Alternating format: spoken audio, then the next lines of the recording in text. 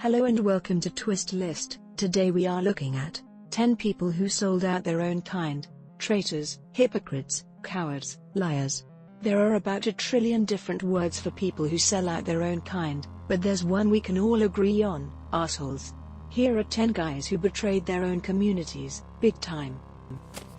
At number 10 we have Anthony Johnson. Johnson was a plantation owner who almost single-handedly introduced slavery to the colony of Virginia, all while running his very own candy land.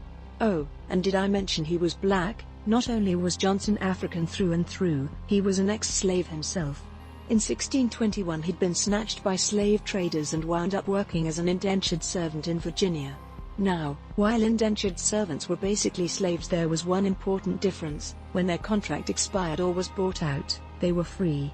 That means all the beatings, forced labor and general awfulness had an end in sight, and owners were legally bound to honor it. Thanks to this system, Johnson was able to buy his freedom and eventually set up his own plantation. So when one of his servants came to the end of his contract, Johnson let him go, right? No. He took the guy to court and sued for his right to own him for life.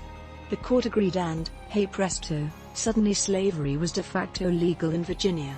6 years later, it was on the books and a whole depressing chapter of American history was ushered in, all thanks to one guy who'd apparently never heard of solidarity.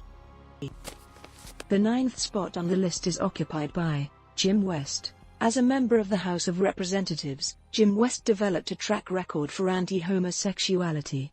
What sort of track record? Well, he was a vocal supporter of a bill that would have banned gay people from working in schools, daycare centers and state agencies, along with another one that would have made giving out pamphlets on HIV protection illegal.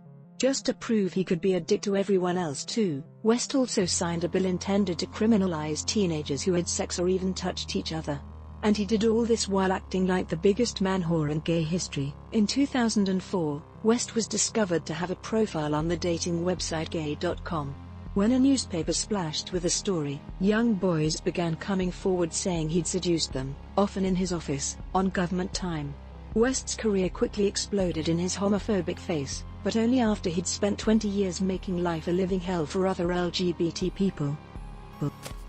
Number 8 on our list is Elek Sherwitz. Sherwitz has the dubious distinction of being the only Jewish officer in the SS. Yes, that SS. The Nazi death machine that rounded up and murdered millions of Jews in one of the worst genocides in history. Now, Sherwitz's story is nowhere as clear-cut as most on here. For one thing, when the Allies arrived, he claimed to be a concentration camp victim and spent the next 3 years helping the Allies round up escaped Nazis. It was only when he was spotted by a former inmate of the work camp he ran that he was put on trial for war crimes.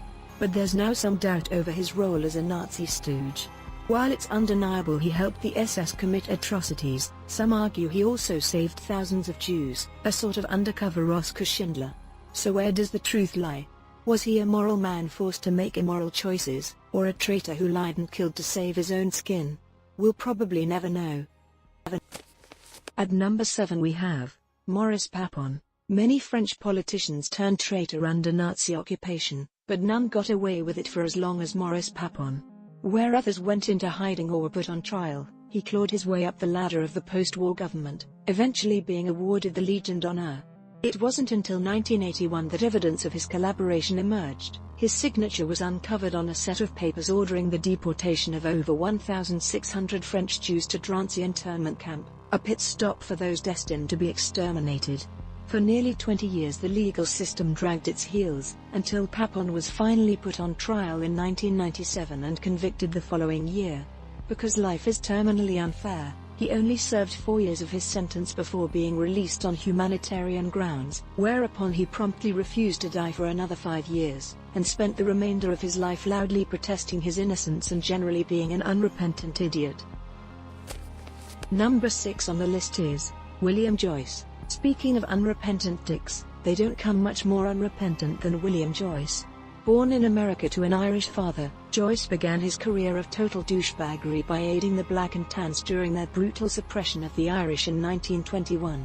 However, this turned out to be nothing more than a warm-up exercise for his ultimate act of betrayal, broadcasting propaganda for the Nazis during humanity's second great suicide attempt. Despite being a naturalized British citizen, Joyce was responsible for Germany's most successful attempt to destroy the country's morale during the Blitz. As Lord Haw, he'd come onto the radio and mouth off about anything that came into his head, so long as it made the Allies look doomed.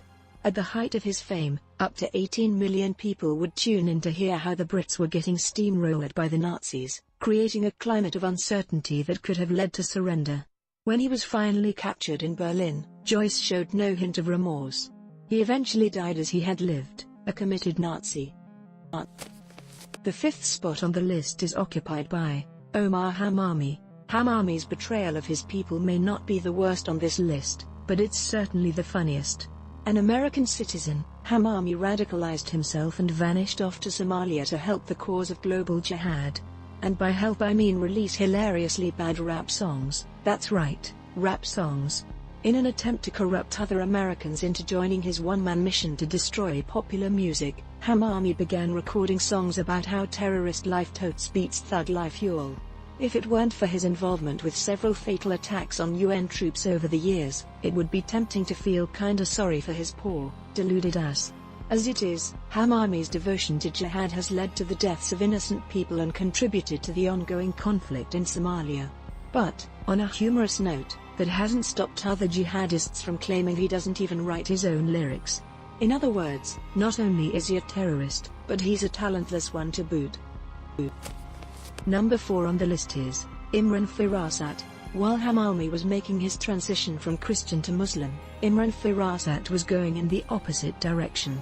Originally from Pakistan, Farrakhan fled to Spain after converting to Christianity and receiving death threats from neighbors. Understandably, this left him with a deep antipathy towards his former countrymen. Less understandably, it also left him unable to grasp the concept of hypocrisy, or act like anything other than a total jackass. One of Farrakhan's first acts as a Spanish citizen was to organize a petition to ban the Quran. Since that would effectively outlaw an entire religion, the government naturally declined. Not one to be put off by things like common sense, Farrakhan instead turned his energies to producing a bargain bucket knockoff of Innocence of Muslims. When someone pointed out that producing a racist film might possibly constitute a hate crime, Farrakhan declared his right to free speech was being violated. Chew on that for a second. A guy who tried to ban a whole religion threw a hissy fit when the authorities tried to criticize his home movies. There's a name for that sort of behavior, and that name is moronic.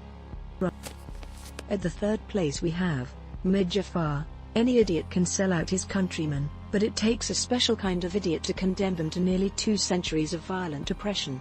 Meet that special idiot, Mir Jafar.